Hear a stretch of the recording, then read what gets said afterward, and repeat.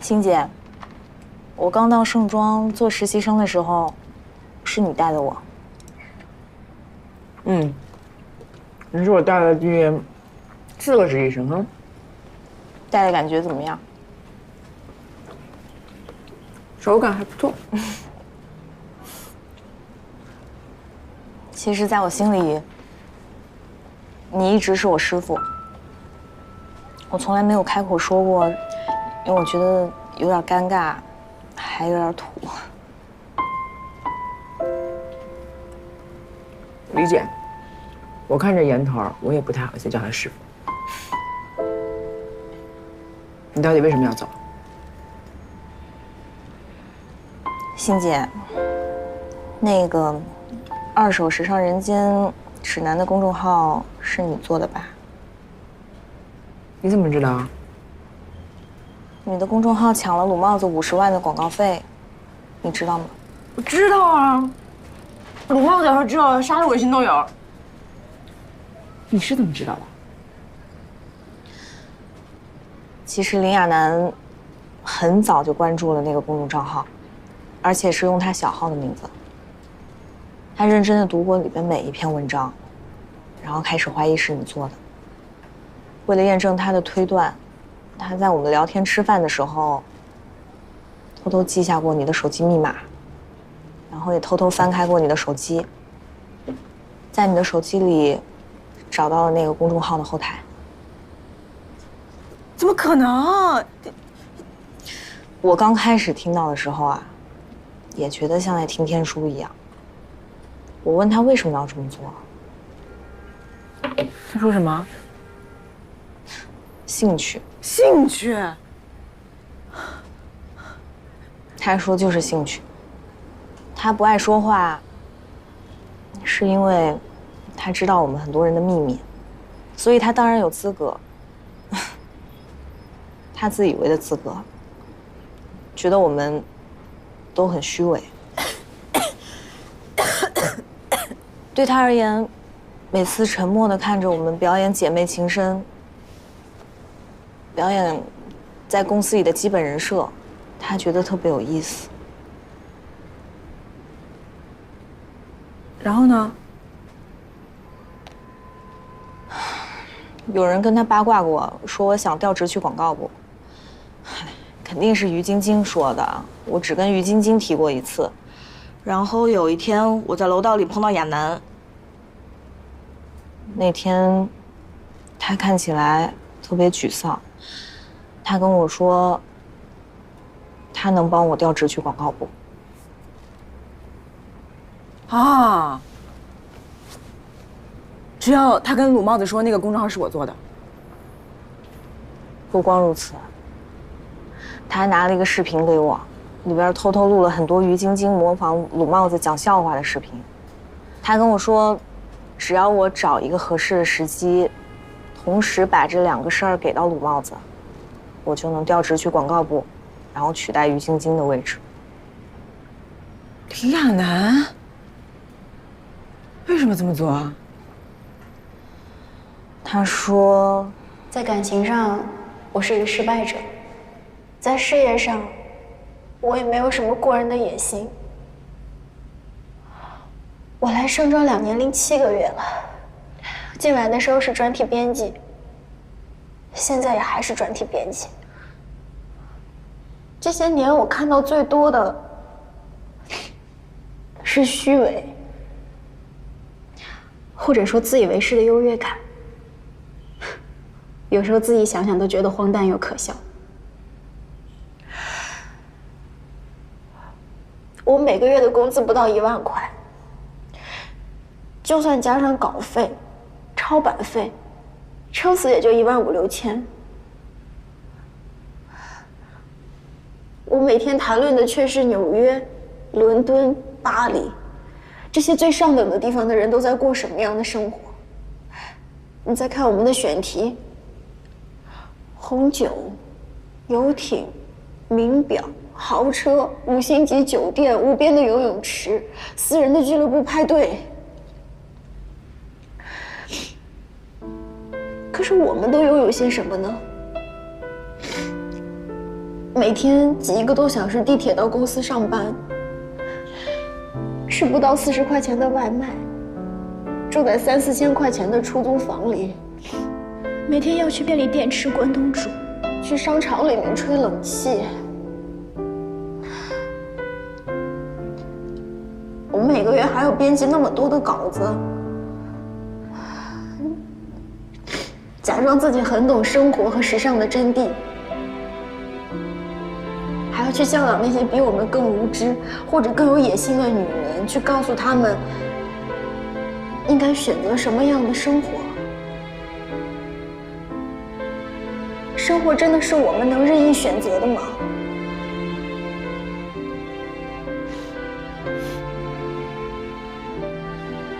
我不想要那些，因为我根本就不喜欢那些，我不想被它格式化，所以我把爱情看得高于一切。很可惜，我还是失败了。爱情太难了，和爱情相比，消费就算有1万个缺点，但它至少忠诚。付出了就会有回报，花了多少钱就能换回多少东西。但是爱情就不一样了，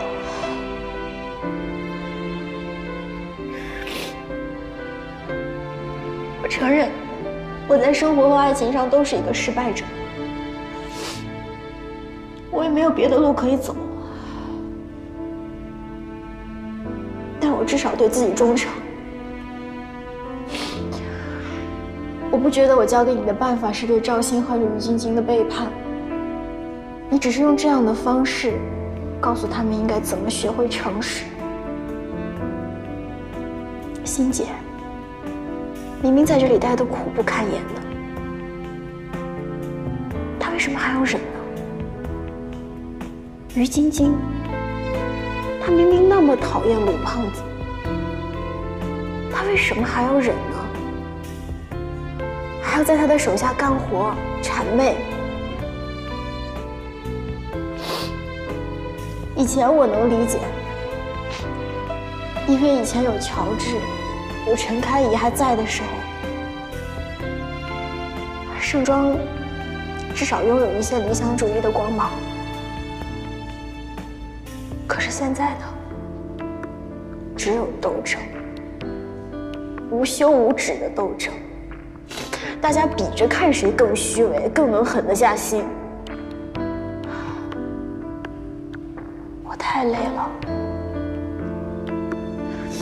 我真的看不下去了。我们这些人迟早都要走的，要么自己走，要么被赶走。盛庄再也不可能回到从前了。顾欢，如果你想去广告部就去吧，我希望你能快乐，真的。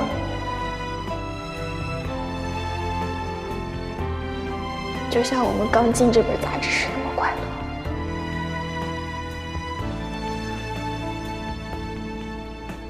你知道亚楠家在哪儿吗？我想去见他一面。不知道，他应该跟我们吃个3碗饭再走的。有些事儿没他想的那么偏激，还是有真实的东西存在的。不管怎么说，总之，最后我做了决定，我决定要诚实面对我自己。我是想去广告部，但也没那么想。其实当时更多的是焦虑。我也永远记得，你是带我入行的师傅。我不能卖你。就算你在盛庄忍得再辛苦，那也是你的选择。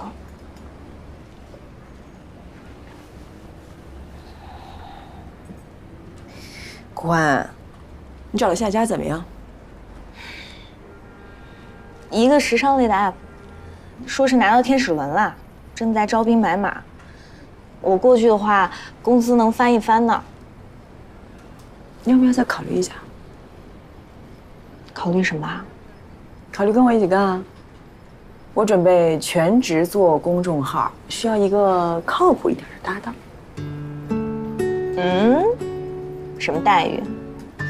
什么待遇现在还不知道，但是我保证，有包同享，有钱同花。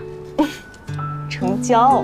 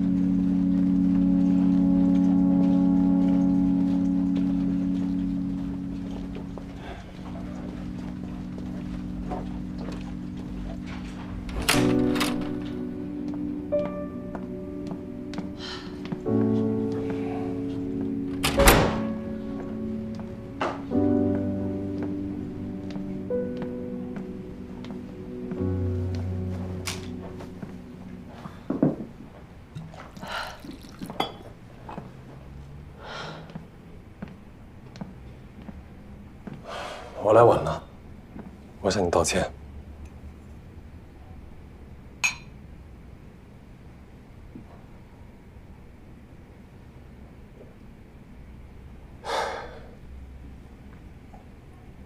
但是我还是要说，这件事情你处理得太冒失了。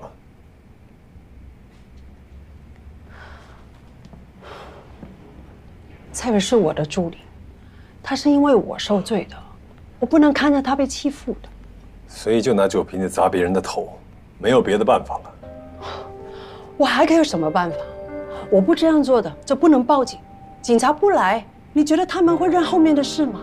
会受到应有的惩罚吗？他们已经受到法律的惩罚了。我现在说的是，你这一瓶子砸下去，陈开怡翻身了。本来我们部的局已经把他逼到死期了，现在他又逮到一个火眼，整盘棋都不一样了。什么叫整盘棋呀？他本来已经要走了，制造多方争抢的局面只是一个下台阶而已。现在你来这么一出，又显得出他有领导才能，整个局面又悬了。你到底了不了解陈开怡的？他是我一手提拔出来的，你说我了不了解？你们男人呢，得意忘形的时候都是同一个样子。你刚刚这个样子，就像那个吴志飞一样。陈开怡是不会离开盛庄的。他当然不会离开了，是你给他的机会。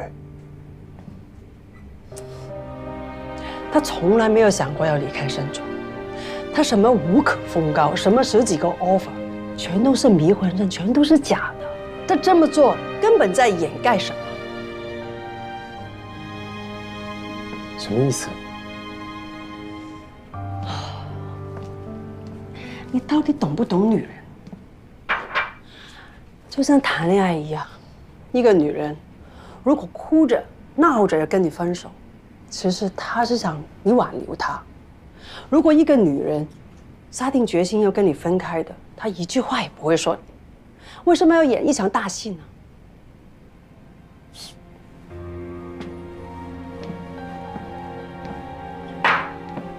你的意思是他在演戏？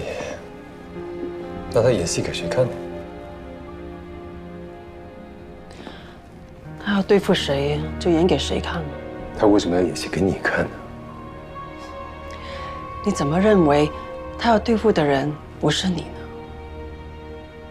跟他争主编的人是你啊！是谁一直把我推上这主编的位置的？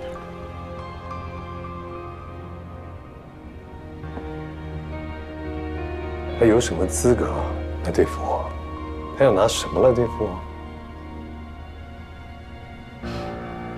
这也是我想问你的。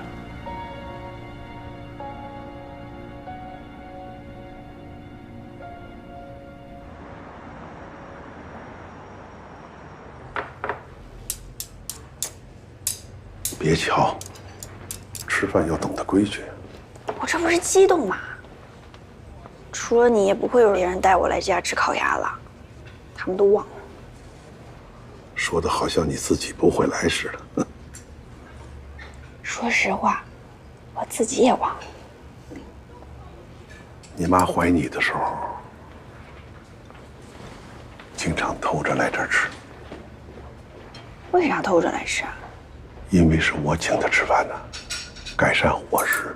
那时候你爸刚入行不久，日子过得很清苦。哦，你们那会儿，老头，你跟我爸是大学同学，你这样不仗义啊？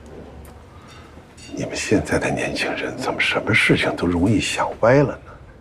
你们根本就不懂得什么叫发乎情，止于礼，更不懂得光风霁月。谢谢，谢谢。吃吧。好，不聊那些了，咱聊点俗的行不行？好，那你跟我说，为什么要投资盛庄？那是个传统媒体啊，夕阳产业啊。我是听朋友说的，盛庄的前主编前段时间不是跳楼自杀了吗？然后内部就大乱了。你知道我的性格，我就喜欢凑点热闹。但前段时间，我也去了解了一下法国品牌的股票，一直在跌，但现在稳下来了。但还是在低谷，值得研究一下。你的性格很像你母亲，表面上看起来咋咋呼呼的，心里边可有主意了。你要是想投资，也应该投资一个新媒体呀，而为什么要投资一个传统媒体呢？我想做一个默多克那样子的人啊，拥有一流杂志，玩转时尚名利场，然后我想让谁上封面谁就上封面，身边的好友闺蜜不是名模就是明星，多酷啊！收购产业如果只是为了卖弄虚荣，那不叫投资，那叫玩票。出名要趁早，我不趁着自己年轻的时候，做一些满足自己虚荣心的事情，等老了我再做也没那么开心了。跟我说实话，到底为什么要投资盛庄？老狐狸，不跟我说实话，我就不帮你。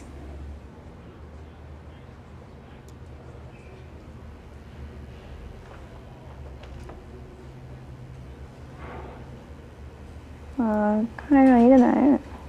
没听清。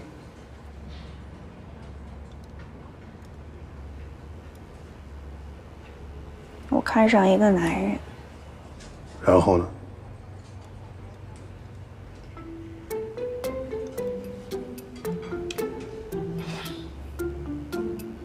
然后我想知道，盛庄的那个主编为什么自杀？那个主编自杀不自杀关你什么事儿？是不是你爱的那个男人想当主编？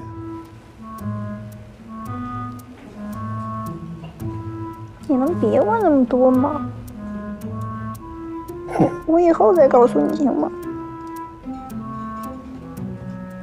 那这个人我要见一见。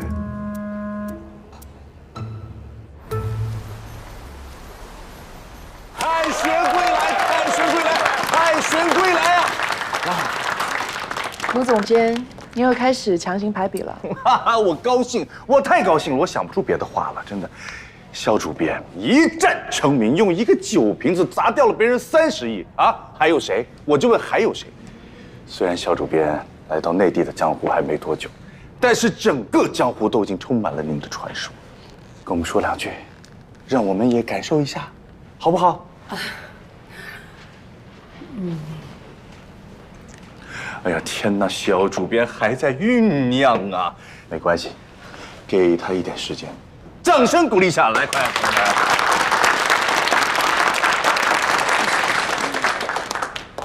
好吧，谢谢大家。其实我不认为是什么胜利或者凯旋，因为在不同的程度上说，这次遭遇都是一件令人悲伤的事情。这种悲伤并非单独个体在承担的，而是具有社会性。如果说这个事情中，我是否有所学习和反省，我认为是有的。他在提醒了我，盛装最核心的价值是什么。他在告诫了我，原来担任盛装的主编，并不是想象的那么简单。美是什么？时尚是什么？我们应该担负怎么样的媒介使命？在商业和内容到底怎么维持他们的关系和比重才是最适合的？这些问题其实非常让我们值得去思考。同时，我要谢谢蔡飞，他在这个事情中受了巨大的伤害，但是他的勇敢和坚韧值得我敬佩。谢谢你娜，他在最关键的时刻做了最适当的行为，他为我们所有人上了一课。谢谢他们，他们捍卫了我们盛装所有人的权利。谢谢。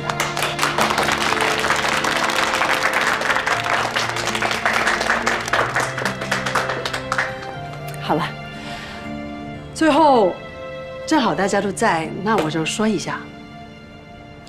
根据总部的要求，这段时间盛装一直在做账目查账的工作。具体的查账结果，财务部会在内部的邮上统一发布。但是有几个结果，我先说一下。第一，前主编 George Lam 在账目上并不存在问题，之前关于他的种种传言都属谣言。第二，各个部门都存在一些不同程度的发票金额对不上的情况，所以要重新清查，在规定的时间内把账目核实准确，查缺补漏。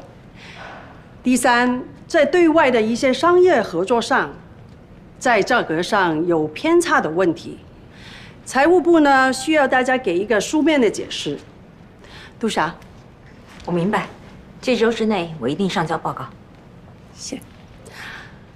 那大家可以继续工作了。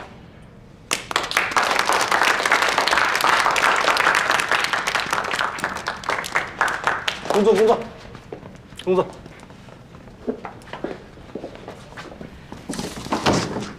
不要去。是时候去会一会他了。他这回就是为了自己出风头，不是真的要帮你的。我只看结果，结果是他帮了我，帮了盛装。他就是误打误撞的。哎，听我讲，反正你不要去，我不会让你出去的。为什么？财务不是在查他吗？价格上不是有偏差，往深究里去查，它是有问题的。我知道，会计师跟我说了，有一个叫雷启泰，是雷启泰，说这个雷启泰这几年不管在哪里做广告投放，那家公司都会给盛装投广告。这几年盛装的年会或者是比较大的活动，都会以高于市场价的价格交给一家公关公司做咨询和服务，对吗？太对了，而那家公关公司的法人名下还有一家广告公司，雷启泰呢又正好是那家广告公司的隐形股东。查到这些事情，我真的花了很大的功夫啊。就算陈开怡跟那个雷启泰有什么桌面上不光明的交易，我也要去谢谢他这一次做的事。主编，你这个人做人是不是太好了？所有公司人都看着你，你现在拿个巧克力去给他，你是不是太给他面子了？陈开怡要跳槽，这个是业内都知道的，是不是啊？而且我也跟杜霞说了，如果他不走，我就会抓着雷启泰这件事情，永远不放，必须让他走。他已经没有退路了。就算性侵门这件事情他沾了你的威风，可是到最后他还是要走的。好，我完全明白了。让一下，麻烦让一下。麻烦倒是不麻烦。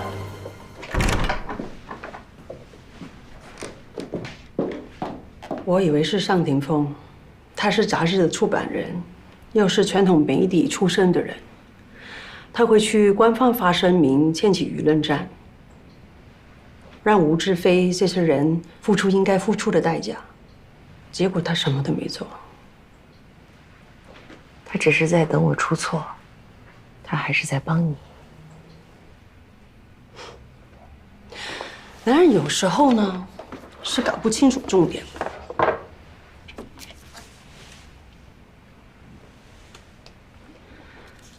很多时候，男人想要的东西和女人想要的完全不一样。那你觉得尚廷峰想要什么？他也许只是想要你开心，也许只是想让我走。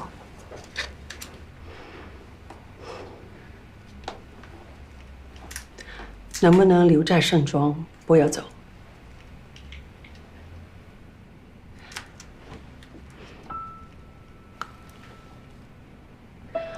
我是认真的。原来你跟 George 怎么分工合作，我们都可以。这一届时尚盛典，我也可以还给你。这次去上海，所有大的品牌赞助都谈好了，电视台、网站直播也敲定了，万事俱备，就缺一个女主人。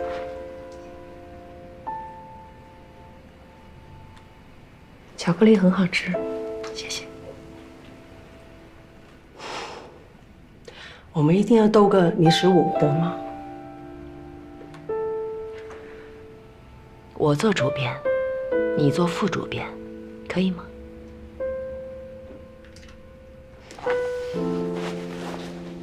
适当的时候，我会把主编的位置让给你的。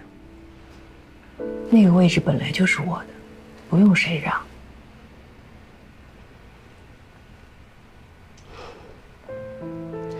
陈开怡，你和我应该可以做很好的朋友的，而且这样想的应该不止我们两个人。我相信，我们一定会成为很好的朋友。不过，等我离开盛庄以后吧。从我入世以来，你一直隐忍，一直故意退让，不设各种烟雾弹。如果我们真的不能做好朋友，至少可以坦荡做对手吧。既然做对手，为什么要坦荡？对手的意义只有一个：赢。看来，你已经有一个一定赢我的把握。没有。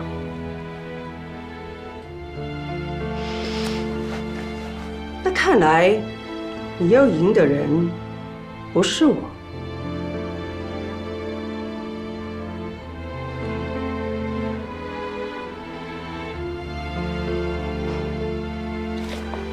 小时候，我跟我爸爸妈妈去香港的时候，在一个新的环境里面，我不知道怎么交朋友。我妈妈教了我一个办法：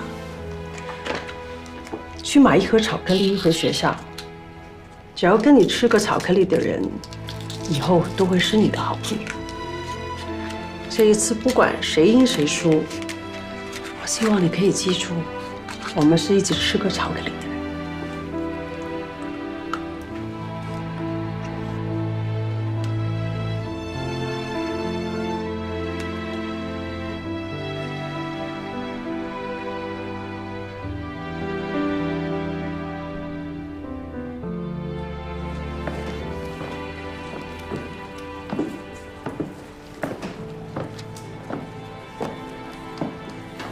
麻烦大家先放下手上的工作，陈副主编有事情要宣布。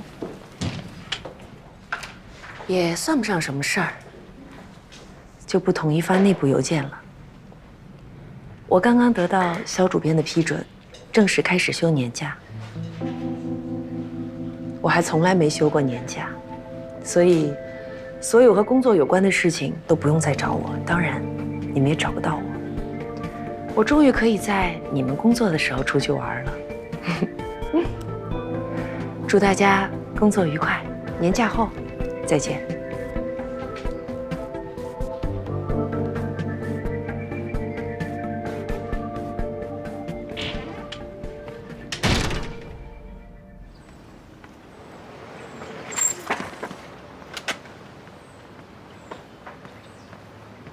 还生气呢？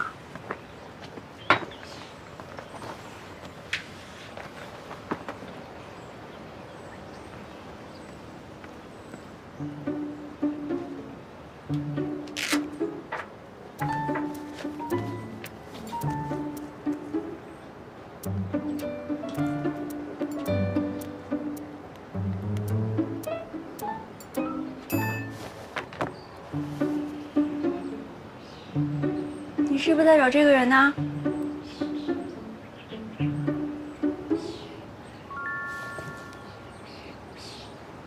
你怎么知道？和你姐聊得来呗。刘子熙，我知道你很喜欢开玩笑，但不要拿这个人开玩笑，这个人的玩笑我开不起。顾明山，投资人，高考毕业后的第一代大学生，英语系毕业，后来去美国学金融。90年代初回国后，和朋友合伙开了一家民营投资公司，后来这家公司成了业内顶级的湖光基金。湖光基金成立那年，他离开了公司，还找公关团队，把有关他在网上的信息全部都清除了，照在互联网上是个隐形人。你怎么知道？我想要骗你呢，我能编出100个不重样的理由，但今天我不想逗你玩，原因很简单。顾明山，我爸。我妈，他们是同学，一届的。他喜欢我妈，我妈选择了我爸，非常简单的传统三角关系。但后来他终身未娶，以为我妈会弃暗投明，重新选择他。直到后来，我妈病重了，他跟我父亲在病房里陪了我妈3天3夜，看着我妈断气。我妈死后，他觉得万念俱灰，离开了公司。成为了地球的公民，绕着地球走了一圈。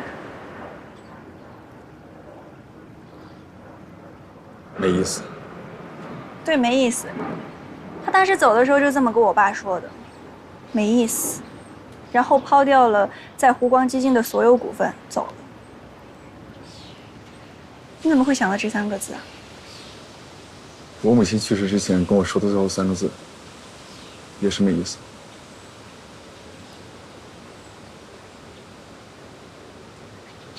你为什么要帮我查顾明山？我从你姐那儿知道，乔治的死对你来说是迈不过去的坎。但是我想跟你结婚啊，未来迟早都会照顾你的，所以我现在要提前预习一下该如何照顾。所以你知道乔治是怎么死的？我这句话的重点明明是我想和你结婚啊！你知不知道乔治是怎么死的？知道。顾明山都告诉我。怎么死的？和我结婚，我就告诉你。好，我和你结婚。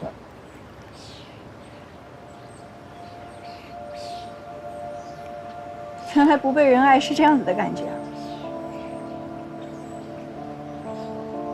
田凯，你真的是个混蛋。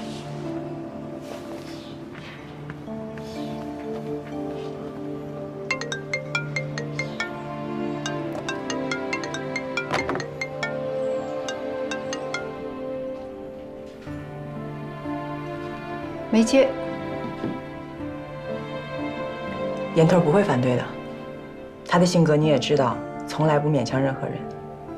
他只是不勉强他看不起的人跟事物，他在乎的人，他比谁都还倔。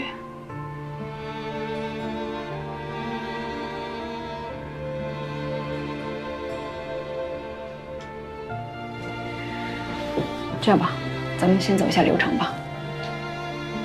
2个问题：你们俩为什么同时辞职？为什么是现在？我们想去创业，至于时间点，我们早就应该辞职了。之前一直很恐慌和焦虑，但现在我们已经可以承受和消化这些情绪了。林亚楠已经离职了。如果你们2个再走，专题组可就没人了。上次专题组全体辞职，小主编不是也批了吗？这次少2个人又算什么呢？还记仇啊？自己辞总比被裁掉要体面。秦总监，感谢您这么多年对我们的照顾。这次辞职，我们是经过深思熟虑的，请您批准。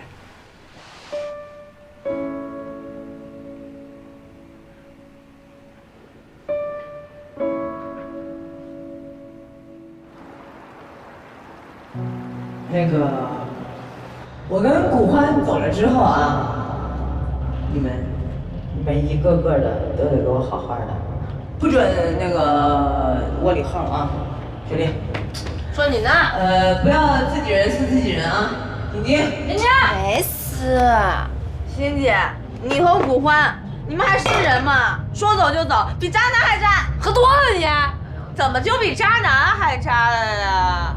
渣男都没让我这么伤心过，害得你还能伤心了。我明天也不干。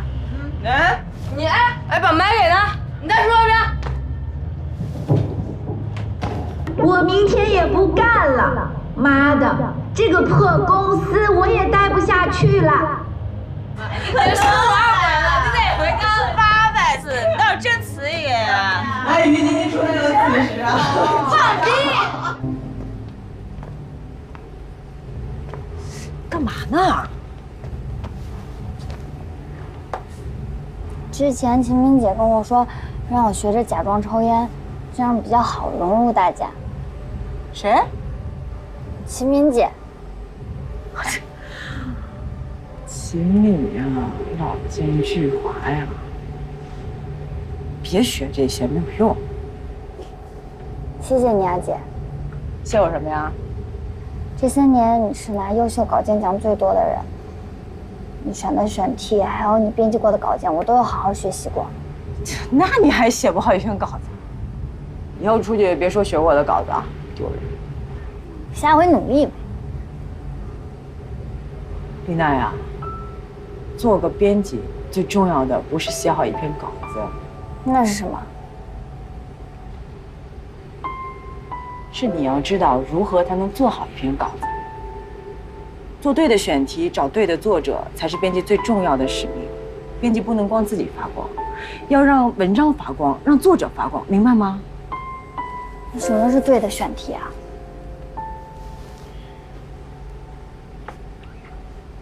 你要用心去分析、去感受，什么样的文章是读者想看到的，什么样的文章是对这个社会有价值的。做编辑最重要的不是我们想说什么，而是读者想看什么。你在了解这些他们最想看的东西基础之上，再加一点点自己想对这个世界说的话。欣姐，你想对这个世界说什么呀？在现在，我想对世界说的话只有一句：我不甘心。我不甘心就这么离开盛庄，更不甘心我只能离开盛庄。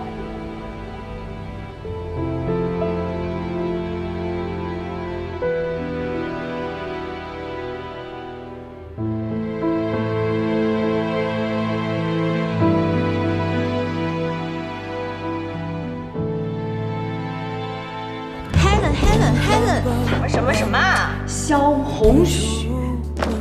等。今天谁要是不站在魔头这儿，墙头草去帮萧红雪，绝交！开战！八卦，够不够劲爆？那个人来了。要说到理想，谁还没点理想？反正我就这么个态度，谁要是逼走岩头，我就算穷死也1秒都不会犹豫，跟他一起走。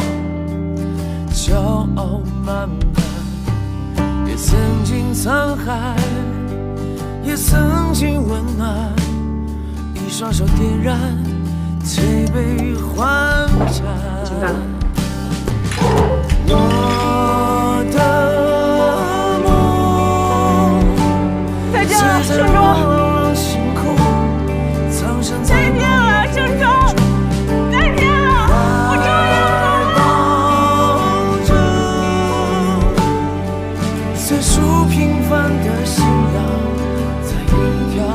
人走